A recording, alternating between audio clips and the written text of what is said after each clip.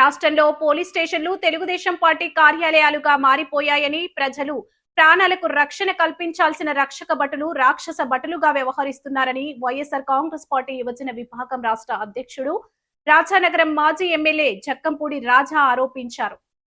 స్థానిక దానవాయిపేటలో ఉన్న కార్తికేయ అపార్ట్మెంట్లోని ఆయన కార్యాలయంలో గురువారం జక్కంపూడి రాజా మీడియాతో మాట్లాడుతూ, విజయవాడకు చెందిన సాయికృష్ణ కేసును వెంటనే సిబిఐ లేదా సిట్టింగ్ జడ్జికి అప్పగించి దర్యాప్తు చేయించాలని డిమాండ్ చేశారు.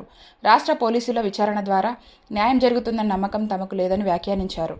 గత 40 రోజులుగా కనిపించకుండా పోయిన సాయికృష్ణను ఏం చేశారన్నది వెంటనే బయటపెట్టాలని డిమాండ్ చేశారు. నారా లోకేష్ పోలీసు శాఖను ఉపయోగించుకొని రాష్ట్ర వ్యాప్తంగా వైసీపీకి చెందిన కాపు నాయకులపై దాడులు చేయించి తప్పుడు కేసులు పెట్టిస్తున్నారని ఆరోపించారు. అసలు సాయికృష్ణ ఏమయ్యాడు, ఉన్నాడా లేదా, లేక పోలీసులే చంపేశారా అన్నదానిపై హైకోర్టు సుమోటోగా తీసుకొని విచారణ జరిపించాలని విజ్ఞప్తి చేశారు.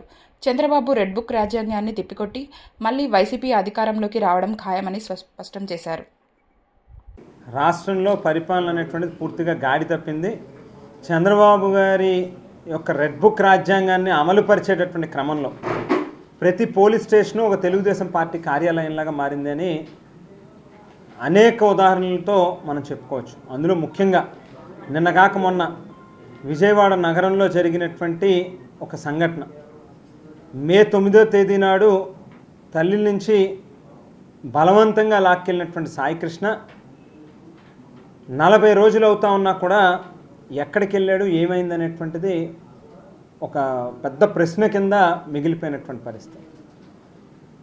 ఏం జరిగింది అని లోతుగా వెళ్ళి చూస్తే, సాయికృష్ణని చంపేస్తాను, నువ్వు ఫోటో రెడీ చేసుకో, దండేసుకో అని చెప్పి తల్లికి డైరెక్ట్గా సర్కిల్ ఇన్స్పెక్టర్ చెప్పినటువంటి మాటలు సాయికృష్ణ తల్లి విజయలక్ష్మమ్మ మాట్లాడినటువంటి మాటలు మీడియా ముఖంగా మనం చూసాం. అంటే ఎక్కడి నుంచి వచ్చింది పోలీస్ వ్యవస్థకి ధైర్యం? చట్టాన్ని పరిరక్షించాల్సినటువంటి రక్షక భటులు రాక్షస భటులుగా మారి వారి చేతుల్లోకి చట్టాలను చుట్టాలుగా తీసుకుని ఏది చేసినా పర్లేదు, మనం లోకేష్ ఉన్నాడు చూసుకుంటాడు, అతను చెప్పినటువంటి మాటలని అనుసరిస్తూనే కదా మనం ప్రవర్తించేది, మన ఉద్యోగ ధర్మాన్ని పాటించేది అని అనుకుంటున్నారు. ఇది ఎంతవరకు సమంజసమని అడుగుతా ఉన్నాను. చంద్రబాబు గారి హయాంలో కాపులను ఏ రకంగా ఇబ్బందులకు గురి చేశారనేటువంటి, ఈవేళ ఆఖరికి డైరెక్ట్గా చంపేసేటటువంటి కార్యక్రమం పోలీస్ వ్యవస్థను అడ్డుపెట్టుకుని ఈ ప్రభుత్వం చేస్తూ ఉందంటే దానికి ధైర్యం ఏంటంటే పవన్ కళ్యాణ్ గారు. పవన్ కళ్యాణ్ గారు ముఖ్యమంత్రి అవ్వాలి, కాపులకి అధికార పీఠం రావాలి, జనసేన పార్టీ అధికారంలోకి రావాలి అని చెప్పి ఆస్తులు అమ్ముకుని ఇంట్లో బంగారాలు తాకట్టు పెట్టి అప్పులు చేసి వడ్డీలు కడుతూ కూడా జనసేన పార్టీకి జెండాలు కట్టి బ్యానర్లు మోసినటువంటి కార్యకర్తలు పవన్ కళ్యాణ్ గారు ముఖ్యమంత్రి అవ్వాలి అని అంటే, నేను కాదు ముఖ్యమంత్రి అవ్వాల్సింది, చంద్రబాబు గారే వచ్చే 15 నుంచి 20 సంవత్సరాలు ఆయనే ముఖ్యమంత్రిగా ఉండాలి, ఆయనేమో విడతలుగా రాష్ట్రంలో ఉన్నటువంటి కాపుల్ని అనగదొక్కుతూ కేసులు పెట్టి చంపేసేటటువంటి ధైర్యం కూడా ఆయన చేస్తాడు, ఆయన పల్లకినేమో నేను మోస్తానంటాడు పవన్ కళ్యాణ్ గారు. ఇది ఎక్కడ న్యాయం అని చెప్పని అడుగుతాం. ఎప్పటికైనా ఈ ప్రభుత్వం సిబిఐ ఎంక్వైరీ చేయాలి ఈ కేసు మీద.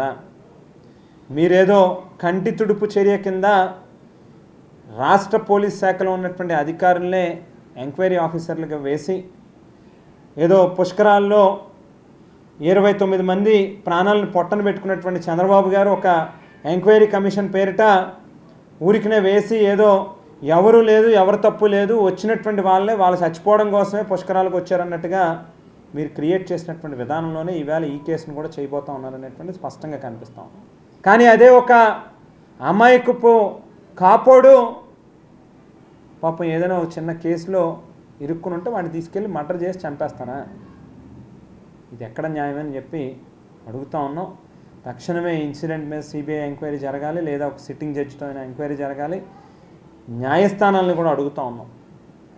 తమిళనాడులో ఇదే రకమైనటువంటి ఇన్సిడెంట్ జరిగితే అక్కడ 9 మంది పోలీస్ అధికారులని ఉరిశిక్ష వేసినటువంటి పరిస్థితులు దాఖలాలు కనిపిస్తూ ఉన్నాయి. సో ఇవాళ హైకోర్టు కూడా ఇంటర్వ్యూన్ అవ్వాల్సినటువంటి అవసరం ఉంది. రాజ్యాంగం పట్ల, న్యాయ వ్యవస్థ పట్ల మాకు అపారమైనటువంటి గౌరవం, నమ్మకం ఉంది.